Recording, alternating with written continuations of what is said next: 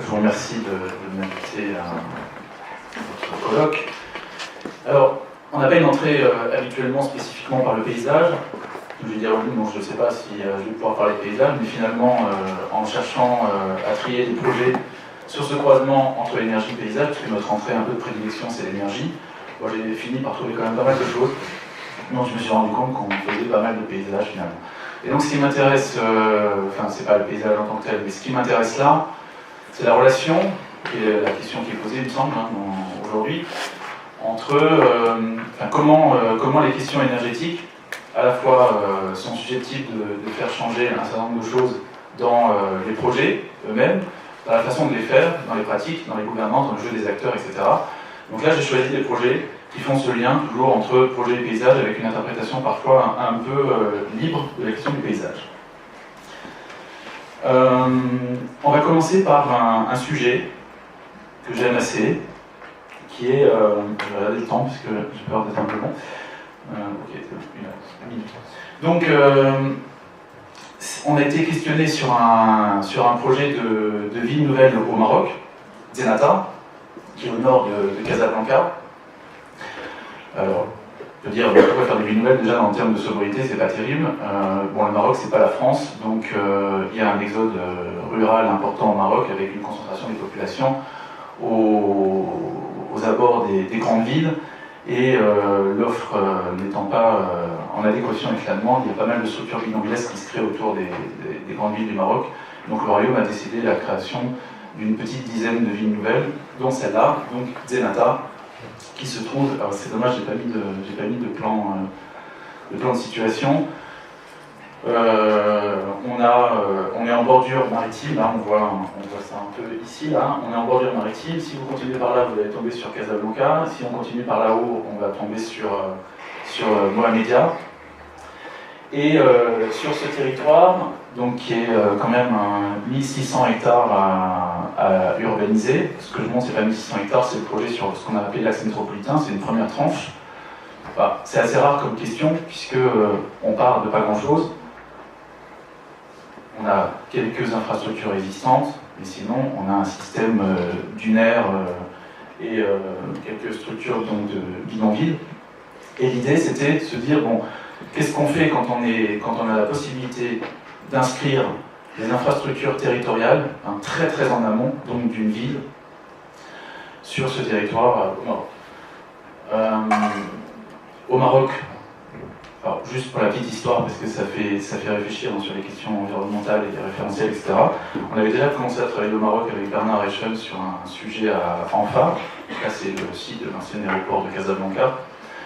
Le Maroc n'ayant pas de stratégie environnementale et de référentiel, nous avait dit, bon, nous, on n'a pas de référentiel, on aimerait bien appliquer le référentiel HQE pour faire l'aménagement. Je leur ai dit, surtout pas, déjà ça ne marche pas très bien dans la moitié sud de la France. Donc arrêtons. Bon, malheureusement, ils sont allés chercher le référentiel LEED, qui n'est pas beaucoup mieux de ce point de vue-là, parce qu'il n'y a pas vraiment de... Même si l'écologie s'est plutôt inventée dans le bassin méditerranéen, cette forme d'adaptation au climat, bah, aujourd'hui, il n'y avait pas de stratégie, on va dire, formalisée, référentialisée. Donc tous ces pays du Sud, malheureusement, vont un peu lorgner vers les référentiels du Nord pour fabriquer leur ville de demain, avec toutes les problématiques qu'on connaît, puisque ici, par exemple, enfin, on leur dit, le sujet de la forme urbaine, par exemple, qui est sous-jacente dans les référentiels, on va chercher le soleil comme un absolu. Évidemment, il n'y en a pas beaucoup, donc il faut aller le chercher, ce qui fait que les formes urbaines qui vont chercher le soleil, on les connaît assez bien, c'est des villes pas obligatoirement très hautes, avec des objets plutôt séparés les uns des autres, de manière à pouvoir faire de l'héliotropisme. Ici, on est plutôt dans la version du paradigme, c'est-à-dire qu'on va plutôt se protéger du soleil, on va plutôt chercher à fabriquer de l'ombre, et le vent, pareil, qui est un ennemi dans l'approche environnementale des pays du Nord, au point qu'il a disparu complètement des méthodes de calcul dans toute la partie climato-thermique. On considère qu'il n'y a pas de vent. Bon, évidemment, là, c'est pareil, inversion du paradigme, on va utiliser le vent comme étant un rafraîchisseur naturel. Donc on s'est dit, bon, plutôt que de tout miser sur la performance énergétique des futurs équipements ou de demander tout aux bâtiments, comme on l'a fait pendant cette première période du développement durable urbain en France et en Europe, peut-être qu'on peut se servir de la forme urbaine pour régler un certain nombre d'enjeux en termes de sobriété énergétique. On s'intéresse beaucoup à la sobriété, c'est pour ça qu'on aime bien le thème de la journée. Et on s'est dit en fait qu'il faudrait fabriquer, comme on a la possibilité de le faire, on a un peu de latitude, une forme urbaine qui soit une forme de climatiseur urbain naturel. Donc jouer avec le vent. Alors, j'aime bien être debout d'habitude parce que j'aime bien regarder les images en même temps, mais le vent vient du nord, vient de la mer. Et on s'est dit si on arrivait à faire en sorte d'utiliser les vents marins pour rafraîchir la ville, on aurait gagné beaucoup de choses, à la fois dans le confort des espaces publics, et en même temps pour diminuer les besoins de rafraîchissement sur les bâtiments, et en même temps leur permettre la ventilation naturelle, etc. Chose qui est un peu perdue aujourd'hui dans les formes urbaines qu'on produit, y compris au Maroc. Donc ça a donné ce travail-là sur ce qu'on appelle abusivement la trame hydraulique. En fait, c'est plutôt une forme d'arborescence, puisque ce qui est bien avec les éléments naturels, c'est que ça permet de générer des formes plutôt arborescentes, comme vous voyez ici. Donc il y a la trame orthogonale, j'allais dire, de Bernard Reichen, mais c'est pas lui qui a inventé la trame orthogonale, hein, c'est juste que c'est quand même plus simple quand on fait de l'urbanisme de faire des trucs qui se croisent à angle droit. Donc on avait quand même des infrastructures existantes qui sont plutôt parallèles à la côte, et puis donc on a cette trame orthogonale qui se met en place, et tout ce qu'on a mis en place là, c'est plutôt une espèce d'accident dans la trame orthogonale qui est basée sur cette idée de l'arborescence aérolique, aller chercher les vents marins et puis les conduire dans des corridors principaux, donc ça c'est l'axe métropolitain, et à partir de ça, régénérer des pressions et des vitesses de vent pour de nouveau alimenter les îlots, etc., jusqu'aux immeubles. Donc ce travail très interscalaire, donc en utilisant le vent comme rafraîchisseur naturel. Alors, ça demande pas mal d'allers-retours, finalement. Bernard, qui était... se demandait ce que ça allait pouvoir donner de fabriquer une ville avec le vent, finalement, il a trouvé ça plutôt assez plaisant. Donc il a appelé ça la ville des tramés, tout en faisant d'abord le carroyage, donc la trame, finalement, l'arborescence, ça lui permettait de fabriquer cette notion de ville des tramés.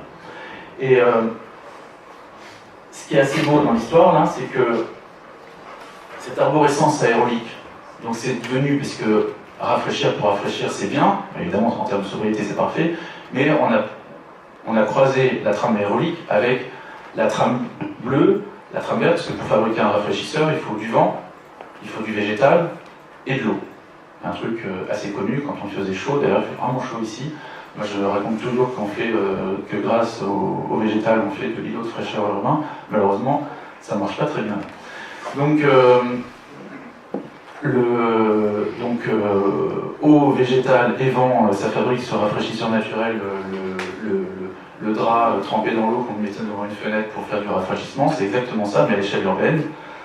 Donc, ce qui est intéressant dans cette histoire, c'est qu'on coupe la trame aérolique avec le chemin de l'eau, le chemin de la végétation, donc la trame verte, puis finalement, ça devient évidemment les endroits à la fois les plus cléments dans la ville, les plus confortables. Donc c'est là où on installe également les trames de circulation douce, le vélo, le piéton, etc. Alors on a calculé, ça demande quand même pas mal d'allers-retours pour arriver à fabriquer cette forme-là, avec pas mal de jeux là, sur la modélisation de la simulation aérolique pour se donner des règles de bon écartement, à partir de tel corridor, telle arborescence, quel coude, quelle dimension, pour réalimenter en puissance et en pression et en vitesse de vent notre dispositif. Donc on a calculé qu'on gagnait. On a dit, ça a été annoncé au roi, donc il faut que je fasse attention en plus, on a dit qu'on gagnait en moyenne sur l'ensemble du territoire 4 degrés par rapport à la température moyenne climatologique. C'est assez énorme, c'est comme si on changeait de latitude. Et il y a des endroits où on gagne beaucoup moins, et des endroits où on gagne beaucoup plus, donc on est plutôt entre 1 et 7 degrés. Donc confort dans les espaces publics. Et puis je disais quand même, en termes de sobriété, plutôt que d'imaginer que chaque bâtiment va devoir s'équiper à la fois de sa matérialité performantielle et en même temps de ses équipements performantiels, de ses machines thermodynamiques, etc. Finalement, là, on réduit les besoins de rafraîchissement dans les bâtiments, on divise par 2 les besoins de rafraîchissement sur les bâtiments, L'idée, c'est de conduire le dispositif jusque dans l'organisation des îlots et jusqu'au bâtiment pour arriver à rafraîchir d'une part les bâtiments et à permettre leur potentiel de ventilation naturelle. Dispositif vernaculaire au Maroc, mais un peu perdu aujourd'hui, puisque le Maroc fait la même erreur que nous en construisant des bâtiments épais. L'épaisseur est une bêtise pour faire de la ventilation naturelle, et d'ailleurs pour l'éclairage naturel aussi, mais malheureusement, cette première approche, on va dire, du développement durable urbain et du bâtiment performant a généré des indicateurs un peu fallacieux, comme la compacité, le coefficient de forme, qui génèrent des bâtiments épais qui ont un énorme déficit en termes d'éclairage naturel et de ventilation naturelle. Donc le Maroc se met à construire des bâtiments épais aussi, et donc on leur a dit, ce dispositif il fonctionne jusqu'au bout, et j'insiste beaucoup là-dessus parce que en fait, ce qui manque aujourd'hui dans toutes ces approches, c'est vraiment la cohérence scalaire. Quand on fait quelque chose à la grande échelle, comment ça passe ensuite aux échelles suivantes, et comment on arrive depuis l'infrastructure primaire de cette ville qu'on installe là, jusqu'au bâtiment, et même jusqu'à la porosité, donc jusqu'aux matériaux, jusqu'à la fenêtre qu'on va utiliser, à faire en sorte que cette belle idée de la sobriété, elle soit réelle jusqu'au bout. Donc, climat chaud, même si le Maroc est plutôt tempéré chaud, c'est pas un vrai climat chaud, on a fabriqué une forme de référentiel local qui est plutôt un anti-référentiel ou un guide pour apprendre à désapprendre, puisque malheureusement, comme il y a des très grosses opérations au Maroc, ça attire les concepteurs de toute la planète. Chacun arrive avec sa culture technique, sa culture constructive et ses tics référentiels, on va dire, et on reproduit à peu près les mêmes choses, c'est-à-dire par exemple bâtiments épais, des facteurs de lumière du jour qui correspondent à ceux qu'on utilise aujourd'hui pour fabriquer des bâtiments. Évidemment, c'est une hérésie parce que le soleil au Maroc est à peu près, la luminance du ciel est à peu près 2 fois plus élevée au Maroc qu'à Paris, par exemple. Donc c'est évident que si on fabrique les bâtiments avec ce même objectif de porosité de la lumière naturelle, en fait on grille les yeux des occupants, ça marche pas. Donc il y a tout un travail à faire, mais qui malheureusement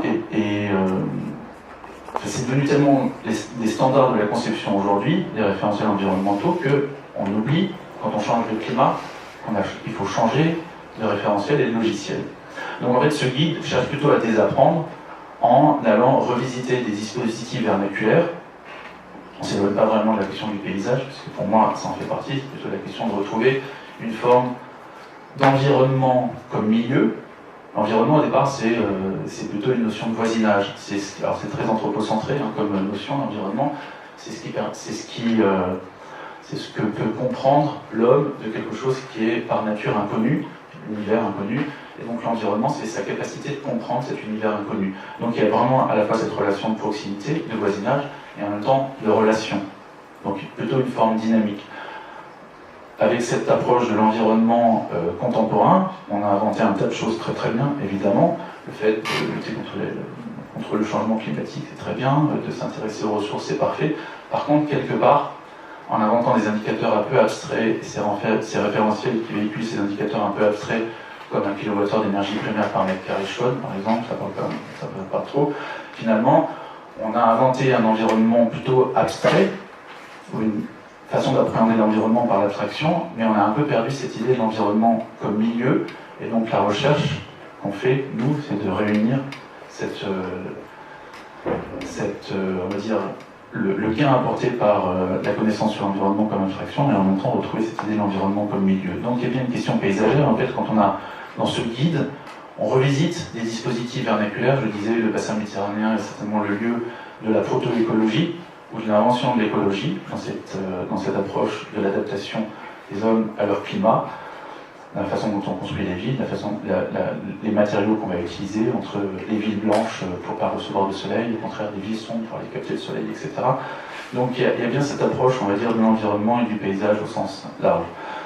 Donc on a fabriqué cette charte qui doit permettre, on espère, aux concepteurs qui viendront sur ce territoire de ne pas construire idiot, mais d'essayer de construire plutôt local. Alors c'est pas une apologie spécialement du vernaculaire comme esthétique évidemment, et de caractère un peu réac, c'est l'idée de revisiter ce qui existe et ce qui était plutôt intelligent dans cette appréhension des milieux pour arriver à réinterpréter de façon contemporaine ces dispositifs. Alors, en fait, ce travail que je montre sur Zenata, on l'avait un peu anticipé, je l'avais un peu oublié celui-là parce qu'on l'a perdu, donc je l'ai ressorti pour l'occasion. Quand on a travaillé avec l'AUC sur la stratégie prospective Montpellier 2040, on s'était dit, ça serait intéressant à la très grande échelle cette fois-ci, sur un très grand territoire, de fabriquer aussi cette capacité de résilience au changement climatique par le biais de l'environnement, de la topographie, du paysage, et on avait identifié à la fois donc, les espaces verts existants, la topographie, la modélisation des vents, peut-être les couloirs de vent dominants sur ce territoire, et on s'était dit ce qui serait vraiment intéressant, c'est de compléter le système qui existe là presque. On voit ici ce qui existe aujourd'hui, avec une trame bleue préexistante, une trame verte plutôt discontinue préexistante, et on s'était dit, finalement, comme couche du scope, du projet de territoire, on pourrait intégrer cette notion de résilience au changement climatique en travaillant avec les dispositifs naturels en place. Donc en continuant les trames bleues, en continuant la trame verte, et en faisant émerger ces corridors rafraîchissants, on va les appeler comme ça plutôt, sur l'ensemble du territoire.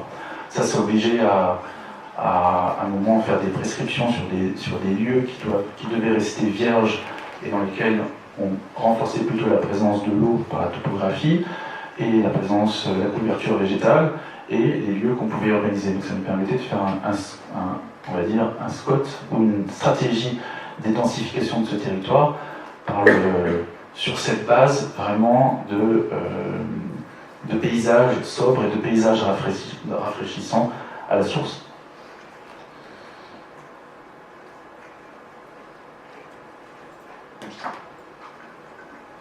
Alors, pour montrer que ça peut aussi se faire à d'autres échelles, ça c'est sur le projet Gare de Lyon-Daumesnil, et on n'est pas sur un terrain vierge, on est sur un terrain fortement minéralisé, puisqu'on est sur des anciennes emprises ferroviaires, avec ce qu'on connaît bien des emprises ferroviaires, donc cette problématique de l'îlot de chaleur urbain, on voit avec la thermographie aérienne ici. Et en fait, tout le projet a été organisé, c'est une des thématiques du projet, autour de cette notion de la désimperméabilisation, de la déminéralisation dans l'esprit de lutter là aussi à la source par le projet lui-même sur l'îlot de chaleur urbain. Donc on a appelé ça le territoire éponge, dans le sens où cette désimperméabilisation, on voit aussi imagée avec une façon de casser la croûte minérale, là. Donc tout le projet est organisé autour de ça, on voit jusqu'à la halle qui est conservée ici, en même temps que de fabriquer, de poursuivre une continuité verte, parce que finalement les espaces ferroviaires sont des vrais lieux de développement des espèces végétales, donc c'est intéressant, puisque comme il n'y a pas les hommes, du coup les végétaux se développent, et donc on poursuit cette trame verte un peu préexistante, on la renforce et on va la conduire à l'intérieur du projet avec toute cette notion de revêtement éponge, où là encore on va utiliser le végétal et l'eau et le vent pour fabriquer ce dispositif de rafraîchissement. Donc on s'engage, parce qu'aujourd'hui il faut s'engager tout le temps sur tout, donc on verra dans le cadre du Réinventer Paris et de l'Invention de la métropole, il faut s'engager aussi sur tout, donc on s'engage, même si ça ne marche pas, à ce que la thermographie aérienne, on passe du rouge au vert ou au bleu, non je présente un peu, mais je vais montrer ça après pour Réinventer Paris sur un projet qui va pas plaire à EOM, sur 1000 arbres. Donc on va passer de la thermographie, de la zone toute rouge là, de la thermographie aérienne à l'idée de revenir à du bleu ou à du vert. Donc finalement, le végétal et l'énergie, c'est extrêmement lié. Je me suis rendu compte, j'étais vraiment content d'être invité pour le réaliser là. Du coup, végétal, énergie, végétal, eau et vent. Ça, je le montre aussi parce que de temps en temps, il faut faire un peu il faut être un peu hors la loi, ou en tout cas détourner la loi. Patrick Bouchin va en parler, j'imagine, beaucoup. Donc, je ne sais pas si vous savez, mais à Ivry, puisqu'on a LMO de la CEDEF sur le territoire d'Ivry-Confluence, à Ivry, grâce à Fortier, ils ont inventé quelque chose qu'ils ont mis dans le PLU qui s'appelle la SVP, on aime bien les acronymes, qui veut dire surface végétalisée pondérée. Je ne sais pas si vous savez ce que c'est. Quand vous construisez un bâtiment dans l'Ivry, il faut respecter ce coefficient de SVP. Donc en gros, la SVP, c'est une moyenne pondérée des différents revêtements qu'on va utiliser globalement sur une parcelle, entre ce qui est non construit et ce qui est construit. Et à chaque type de revêtement, on a une notion à la fois de perméabilité ou d'imperméabilisation, ça dépend dans quel sens on prend, et de développement biotopique, on va dire. Même si la partie biotopique aujourd'hui n'est pas très présente dans la façon dont ça a été écrit dans le PLU. Donc c'est parfait, c'est écrit dans le PLU. Par contre, évidemment, comme toujours, dès que c'est écrit dès qu'on énonce une règle qui n'est pas complètement idiote, tout le monde la détourne. Et on voit des bâtiments un peu idiots où on fait une espèce de toiture végétalisée insensée, inaccessible, sans aucune qualité végétale particulière, qu'on va mettre en haut d'un bâtiment que personne ne voit, que personne n'utilise, et qui ne sert pas à grand chose, qui ne va même pas permettre de faire du rafraîchissement, et qui ne sert à aucune espèce, puisque c'est très rare les espèces qui sont capables de passer du rez-de-chaussée, enfin du sol, jusqu'à un R+7 toute seule naturellement. Donc il y a une notion comme ça de gradinage. Il faut travailler les continuités, certes à l'horizontale, mais aussi les continuités verticales. Donc on s'est dit, par contre, ça existe dans le PLU, c'est rarissime, donc détournons cette règle pour développer ce qu'on a appelé la surface végétalisée pondérée à haut niveau de service, en se disant, travaillons sur les services écosystémiques ou les services écologiques rendus possibles par la nature, et puis développons tout un argumentaire de projet autour de ça. Donc on va vous regarder pas simplement sur votre conformité SVP, mais sur les services écologiques, sur les services écosystémiques que vous êtes capable d'activer. Que ce soit en termes de végétalisation, il y a toujours de la végétalisation, mais que ce soit en termes de désimperméabilisation, en termes de lutte contre les lots de chaleur urbains, en termes de développement de biodiversité, en termes de toiture usage, en termes d'espace végétal productif, etc., microagriculture.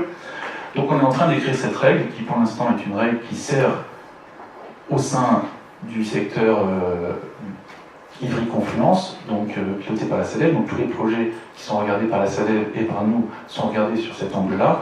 Et puis on espère pouvoir l'écrire ensuite dans le PLU, même si une fois que ça sera écrit dans le PLU, ça sera de nouveau détourné, donc peut-être qu'ils ne vont pas l'écrire.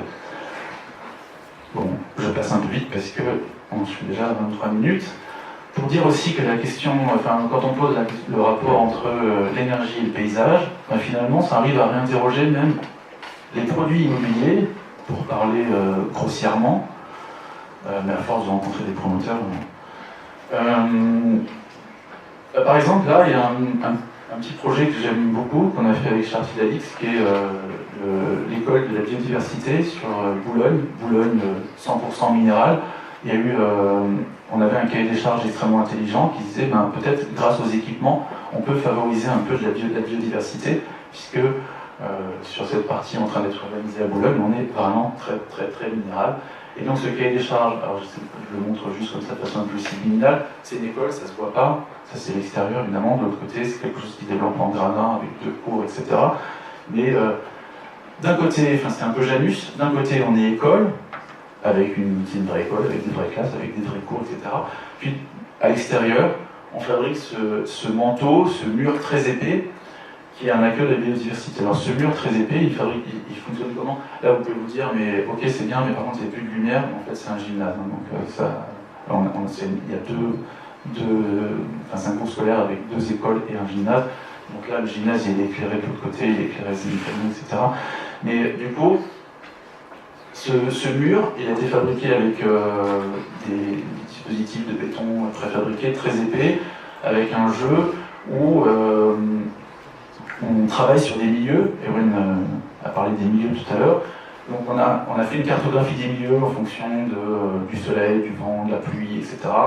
Et dans ces blocs de béton, on a tout un chemin de l'eau qui est dessiné. Donc il y a des blocs qui récupèrent l'eau, qui va conduire cette eau à certains endroits pour pouvoir travailler sur des milieux plus humides, des milieux secs, etc.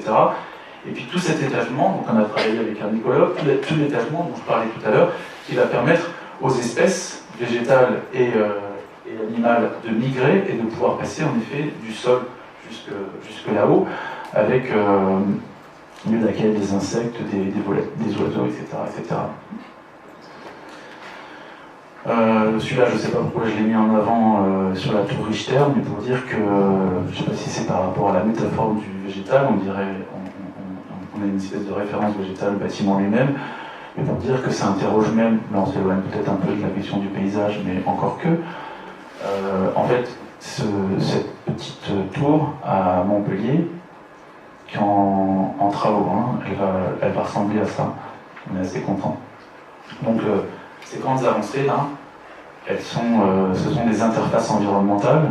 Dans mon idée que j'ai évoquée tout à l'heure sur la forme urbaine qui fabrique du rafraîchissement avec une ville qui fabrique sa propre ombre et qui fabrique son propre courant d'air, on continue ce dispositif à l'échelle d'un bâtiment avec ces grandes avancées qui fabriquent l'ombre sur ce bâtiment et qui permettent de jouer avec les vents pour le rafraîchir. Donc ce sont au-delà des terrasses très sympathiques, ce sont des véritables interfaces environnementales qui vont jouer avec le soleil, avec le vent, même avec la pluie. Donc, ce sont des collecteurs de pluie. Ensuite, on conduit l'eau de pluie pour alimenter les espèces végétales qu'on voit passer sur cette image, mais c'est bourré de végétation. Donc c'est un peu ce qui est montré dans ce synoptique-là, ces interfaces environnementales multifonctionnelles. Donc ça, c'est un projet à Montpellier, qu'on fait avec Fujimoto. Et puis, donc j'ai évoqué tout à l'heure cette histoire de 1000 arbres. Alors 1000 arbres, c'est devenu un peu l'icône de Réinventer Paris. On connaît surtout sa toiture, cette prolifération végétale. Donc il doit y avoir normalement réellement 1000 arbres. Philippe Journeau a pris l'engagement sur la vie de sa mère. Donc il y aura normalement 1000 arbres. Il y en avait 1450 sur la maquette. C'était la réponse à la question qu'on allait lui poser à l'oral. Êtes-vous sûr qu'il y aura 1000 arbres? Oui, j'en prends l'engagement qu'il y aura 1000 arbres. Et d'ailleurs, on a réussi à en mettre 1450 sur la maquette. Alors, au-delà de l'image, en fait, c'est un véritable démonstrateur, parce que je parlais d'engagement tout à l'heure. En fait, on s'engage surtout auprès de la ville à en faire un vrai démonstrateur. Donc, tout ce bâtiment est instrumenté. Et je vous raconte après une autre histoire sur l'énergie sur ce bâtiment. Donc pour vérifier que concentrer autant d'arbres sur un endroit aussi peu sympathique que de construire au-dessus du périphérique, ça peut avoir une capacité en termes de maîtrise de l'îlot de chaleur urbain, en termes de cassure de certaines molécules et donc de dépollution, en termes de confort sonore, en termes de développement de biodiversité. Donc il y a une maison d'accueil qui s'installe là, donc de la Ligue de protection des oiseaux pour vérifier ça. Le bâtiment va être instrumenté pour être capteur, pour pouvoir mesurer des choses. Et en fait, le vrai engagement qu'on prend, sur notre partie développée là, c'est cette mesure et de rendre des comptes pendant 10 ans à la ville, parce que c'est ça qui est demandé dans le cadre de Réinventer Paris, sur la capacité en termes de services écosystémiques, donc du végétal en ville. Mais au-delà de ça, parce que tout à l'heure, la personne de Grenoble a parlé de la mutualisation. J'ai pas mis trop d'images sur la mutualisation parce que ça m'éloignait du lien avec la question du paysage, mais néanmoins j'y crois beaucoup et je le raconte depuis un petit bout de temps. Là je vous raconte la petite histoire qui est là, qui n'est jamais racontée sur ce projet, au-delà de ce que je viens de vous dire. C'est que l'objectif, c'était de pouvoir installer cette canopée, ces arbres, de manière à pouvoir vivre dans les arbres alors qu'on est au-dessus des périphériques.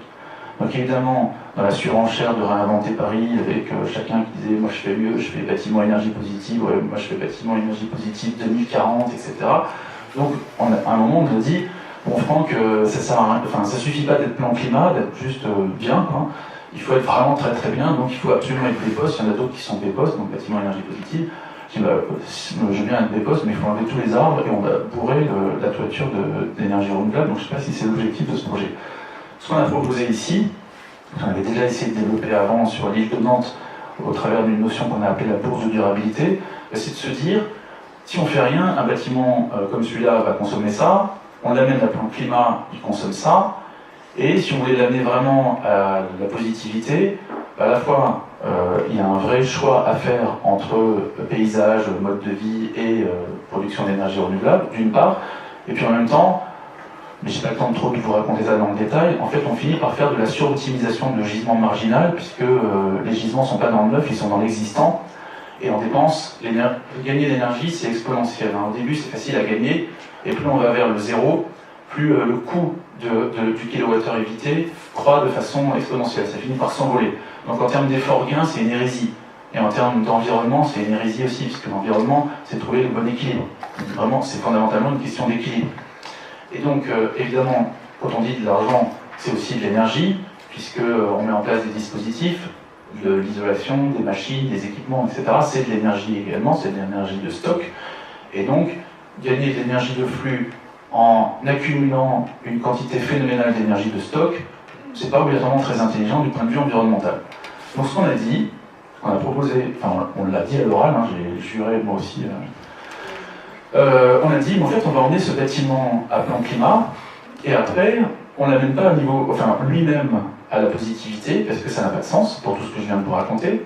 Par contre, on va en profiter grâce à l'arrivée de ce bâtiment pour faire de la rénovation énergétique de bâtiments alentours. Donc le bâtiment s'accompagne par le biais d'une fondation qui a été créée, qui est abondée par les opérateurs immobiliers à hauteur de 1 million d'euros. En fait, on fait, en même temps que le neuf, on fait de la rénovation, et c'est plutôt dans la synergie avec l'existant que le neuf va trouver son sens en termes de performance, plutôt d'aller chercher de la suroptimisation sur un gisement marginal, et ben on va aller chercher de la rénovation, enfin du gisement, là où il est beaucoup plus facile à trouver. Je vous donne un chiffre parce que quand même ça fait réfléchir. Si vous dites à un moment, c'est un peu abstrait, mais quand je vous parle de l'envolée exponentielle, si vous passez de 100 kWh à 50 kWh, ça va coûter X euros du mètre carré, puis après je vous dis, plus on va aller chercher de 50 à 30, à 20, il faut que je finisse. Et aller jusqu'à 0, à un moment ça va coûter 10 fois, 20 fois, 30 fois plus cher, etc. Par contre, si on arrive, c'est un peu le Robin des Bois de la performance énergétique, ça m'amuse pas mal, si on arrive à détourner cet argent pour le mettre sur l'existant, là on va passer de 250 avec le même argent, plutôt que de passer de 50 kWh à 30 kWh, ben on peut passer de 250 à 150. Parce qu'il y a un effet démultiplié très important là où on consomme déjà beaucoup à l'origine. Donc juste en transférant l'argent, on peut aller gagner beaucoup plus. Mais évidemment, comme tout le monde doit gagner, on n'investit pas la même somme, donc il y a un investissement partiel on va dire, du coût du BPOS évité sur ce bâtiment pour faire de la rénovation énergétique. Bon, rapidement, pour dire que tout ça, évidemment, ça impose un peu, pour penser de cette façon-là, il y a un peu des nouveaux outils à concevoir, mais j'ai pas le temps de rentrer dans le détail parce qu'on m'a fait signe qu'il fallait que je m'arrête bientôt. Des nouveaux indicateurs, on vit un peu sur ces indicateurs monocritères qui font faire des bêtises. Je parlais du coefficient de forme tout à l'heure, mais c'est pas le seul. Donc là, c'est le petit indicateur multicritère, par exemple, qu'on met en place pour cette idée de la surface végétalisée au niveau de service dont je parlais tout à l'heure sur Ivry. Et puis, ces outils, moi j'aime bien les matrices parce que ça permet de croiser des choses hétérogènes, ce qui est montré là, entre des éléments de transition énergétique qui sont là, des dispositifs qui sont, ou des valeurs ou des échelles de projet qui peuvent être croisées là. Et en fait, quand on commence par ce croisement, on crée de la richesse. Mais je vais vite pour dire aussi que tout ça, ça impose de travailler autrement.